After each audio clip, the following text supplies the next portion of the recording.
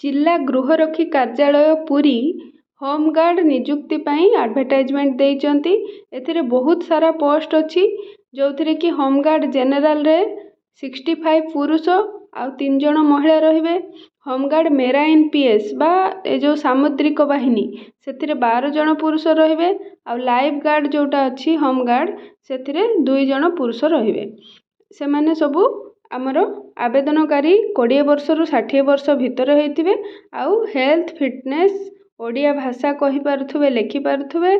आउ आमर कौनसी एलिगेशन बा मकद्दमा तांको एगेंस्ट नथिबो। तांकर शिक्षागत योग्यता मिनिमम एलपी स्टैंडर्ड बा पंचम श्रेणी निम्न प्राथमिक पर्यंत होइथिबो।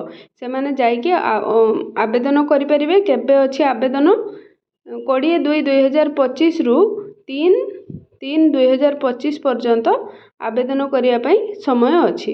तांकर जदि आहुरी किछि एक्स्ट्रा स्किल बा driving computer electrician mechanical cook laundry hair cutting एगुड़ारे अभिज्ञता थिबो ताहले तांको अग्राधिकार दिया जिवो।